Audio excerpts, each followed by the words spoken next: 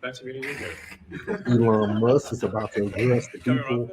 Kind of started earlier, but I just wanted to kind of X, are watch you it okay? with you guys and This see is what he's saying. this is X, and he's a great guy, high IQ. He's a high IQ individual. And he's got this.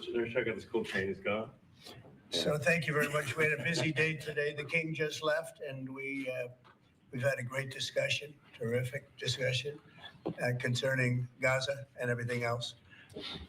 We had discussions also about Saturday at 12 o'clock. It's going to be a big moment. We'll see what happens. I don't expect much happening with these people, but we'll see what happens. And we're going to be signing a very important deal today. It's Doge, and I'm going to ask Elon to tell you a little bit about it and some of the things that we found, which are shocking. Billions and billions of dollars in waste, fraud, and abuse. And I think it's very important. And that's one of the reasons I got elected. I said, we're going to do that. Nobody had any idea it was that bad, that sick, and that corrupt. And it seems hard to believe that judges want to try and stop us from looking for corruption, especially when we found hundreds of millions of dollars worth, much more than that, in just a short period of time. We want to weed out the corruption. And it seems hard to believe that a judge could say, we don't want you to do that. Well, so maybe we have to look at the judges because that's a very serious, I think it's a very serious violation. I'll ask Elon Musk to say a few words and we'll take some questions. Elon, go ahead. Sure. So at a high level, if you say what is the goal of Doge and I think a significant part of the presidency is to restore democracy. This may seem like, well, aren't we in a democracy? Well, if you don't have a feedback loop, okay, we'd have to, if you sorry. So, tell you, gravitas can be difficult sometimes. If there's not a good feedback loop from the people to the government, and if you have rule of the bureaucrat, or if the bureaucracy is in charge, and then what meaning does democracy actually have? If the people cannot vote and have their will be decided by their elected representatives in the form of the president and the Senate and the House, then we don't live in a democracy. We live in a bureaucracy. So it's incredibly important that we close that feedback loop, we fix that feedback loop, and that the public's elected representatives, the president, the House, and the Senate, decide what happens, as opposed to a large unelected bureaucracy. This is not to say that there aren't. And I love what he's doing here. He's actually breaking it down to explain to you guys why Doge is in place, why we need to know like where every dollar is going, and not just knowing where it's going, but knowing when it get there and what it did and how we close the loop. There are good people who are in the federal bureaucracy, but you can't have an autonomous federal bureaucracy. You have to have one that's responsive to the people. That's the whole point of a democracy. And if you looked at this, if you asked looked at the founders today and said, what do you think of the way things have turned out? Well, we have this unelected, fourth unconstitutional branch of government, which is the bureaucracy, which has, in a lot of ways, currently more power than any elected representative. And this is not something that people want, and it's not. It does not match the will of the people. So it's just something we've got to fix. And then we've also got to address the deficit. So we've got a $2 trillion deficit. And if we don't do something about this deficit, the country's going bankrupt. I mean, it's really astounding that the interest payments alone on the national debt exceed the Defense Department budget, which is shocking because we've got a lot. And I'm gonna keep it honest with you. This is the fault of every president before right now. That means when President Trump was 45, he still had a plan in this, right? Because he spent money we didn't know. So nobody's innocent, but I'm glad that we're figuring it out now. We spend a lot of money on defense, but if that just keeps going, we're essentially going to bankrupt the country. So what I really want to say is, like, it's not optional for us to reduce the federal expenses. It's essential. It's essential for America to remain solvent as a country. And it's essential for America to have the resources necessary to provide things to its citizens and not simply be servicing vast amounts of debt. And also, could you mention some of the things that your team has found, some of the crazy numbers, including the woman that walked away with about 30 million, Right. etc.? Well, we do find it sort of rather odd that there are quite a few people in the bureaucracy who have ostensibly a salary of a few $100,000, but somehow manage to accrue tens of millions of dollars in net worth while they are. And as mean as everybody thinks that these people are, Elon is trying his best to explain this and not bash the person. I just want y'all to see the humility he has, that he's not trying to make people look bad. He's just trying to explain what's going on. In that position, which is, what happened to USAID. We're just curious as to where it came from. Maybe they're very good at investing, in which case we should take their investment advice, perhaps. But just they seem to be mysteriously, they get wealthy. We don't know why. Where does it come from? And I think the reality is that they're getting wealthy at the taxpayer expense. That's the honest truth of it. So, we're looking at, say, if you look at, say Treasury, for example, basic controls that should be in place, that are in place in any company, such as making sure that any given payment has a payment categorization code, that there is a comment field that describes the payment, and that if a payment is on the do not pay list, that you don't actually pay it. None of those things are true currently.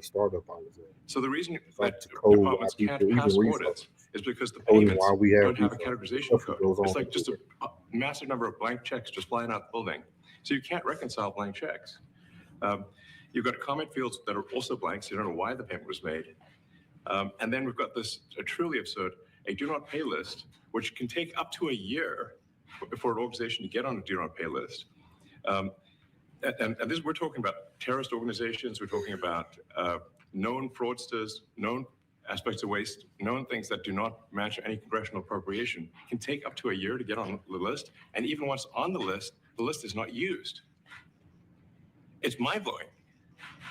So what we're talking about here, we're really just talking about adding common sense controls that should be present, that haven't been. So they were creating a list of do not pay, but wasn't even paying attention to the list of people who we don't supposed to pay. So it's almost like setting up that auto pay and you forget about it, government. Present. So you say, like, well, how could such a thing arise? That seems crazy. When you understand that really everything is geared towards complaint minimization, so then you understand the motivations. So if people receive money, they don't complain, obviously. But if people don't receive money, they do complain.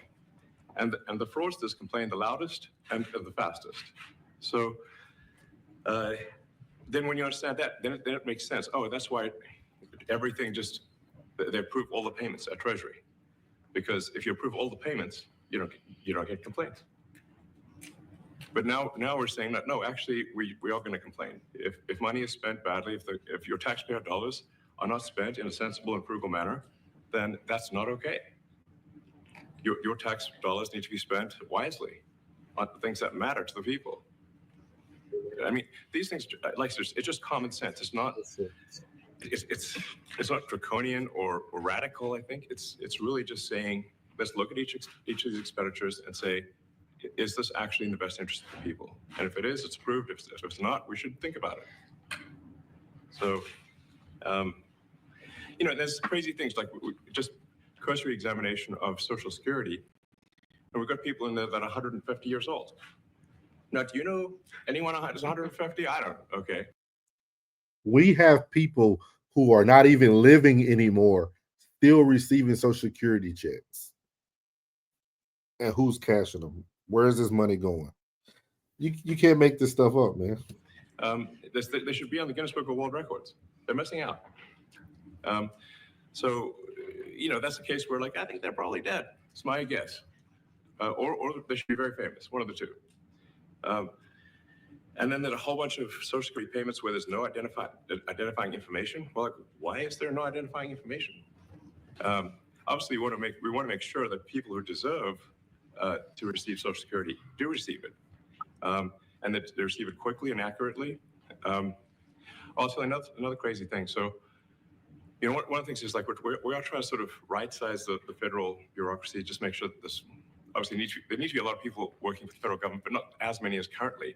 So we're saying, well, okay, well, let's if people can retire, you know, with full benefits and everything, that would be good. They can retire, get their retirement payments, everything. And then we were told, this is actually, I think, a great anecdote, because we're told the most number of people that could retire possibly in a month is 10,000. We're like, well, why is that? Well, because all the retirement paperwork is manual on paper. It's manually calculated, then written down on a piece of paper. Then it goes down a mine. And like, what do you mean a mine? Like, yeah, there's a limestone mine where we store all the retirement paperwork. And you look at a picture of this mine. We'll post some pictures afterwards. And this mine looks like something out of the 50s because it was started in 1955. So it looks like it's like a. People can't even just click the retirement button and retire.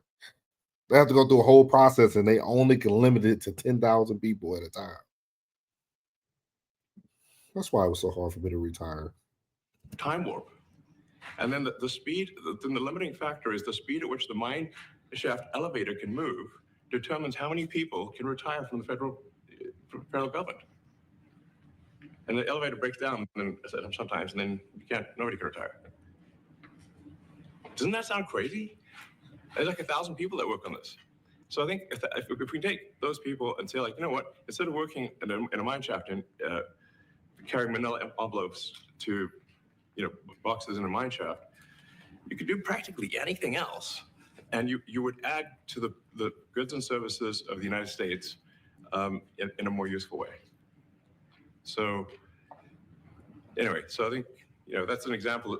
Like at a high level, if you say, like, how do we increase prosperity? Is we get people to shift from roles that are low to negative productivity to high productivity roles. And so you increase the total output of goods and services, which means that there's a higher standard of living available for everyone. He just answered the question for everybody. The reason why some people are still in the shape they're in is because they continue to do these minute roles that has no progression. But if we shift away from all this stuff that we don't need, put yourself in a higher category or career, and you'll make more money, and people have a higher living. He's literally answering every question for you guys. This is amazing. That's the actual goal. Everyone's very quiet, by the way. So people normally is quiet? Your detractors, Mr. Musk. What? Including a lot of Democrats. I have detractors? You do, sir. I don't believe it. Say that you're orchestrating a hostile takeover of government and doing it in a non-transparent way. What's your response to that criticism? Well, first of all, you couldn't ask for a stronger mandate from the public. The public voted. We have a majority of the public voting for President Trump. We won the House. We won the Senate. The people have spoken. People voted for major government reform. There should be no doubt about that. That was on the campaign. The president spoke about that at every rally. The people voted for major government reform, and that's what people are going to get. They're going to get what they voted for. And a lot of times, people that don't get what they voted for. But in this presidency, they are going to get what they voted for. And that's what democracy is all about. People are not used to getting what they voted for. Mr. Musk, the White House says that you will identify and excuse yourself from any conflicts of interest that you may have. Does that mean that you are, in effect, policing yourself? What are the checks and balances that are in place to ensure that there is accountability and transparency? Well, we actually are trying to be as transparent as possible. In fact, we post our actions to the Doge handle on X and to the Doge website. So all of our actions are maximally transparent. In fact, I don't think there's been, I don't know of a case where an organization has been more transparent than the Doge organization. So, and the kind of things we're doing are, I think, very, very simple and basic. They're not, And as you guys see, they're going to start asking all these questions that really don't matter now. It's going to be more about like character questions and stuff like that. But as he just mentioned, man, he gave us the answers. We are so far behind in technology. We are still doing retirement manually. And I hope a lot of you people are hearing what he said too, because that 60,000 or so that decided to take the buyout, the next push is going to be, if you're at the legal age of retirement, you're going to retire. So be on the lookout for that. If you're already at the legal age to retire, you will be retiring. So get your apples and oranges in line, because you will be retired. But that's crazy to hear. We're still paying people Social Security checks that aren't even alive. People that are now recorded to be 150 years old. And either somebody's not receiving that check or somebody's cashing that check on behalf of that person. So, America, this is what we voted for. They're doing their job, and I will link down the this content down so you can watch the rest of it. I'm gonna watch the rest of it, but just wanted you guys to catch a little bit of that, man. Elon Musk, man, he's the man. As I always tell you guys, make sure you like, share, comment, and subscribe.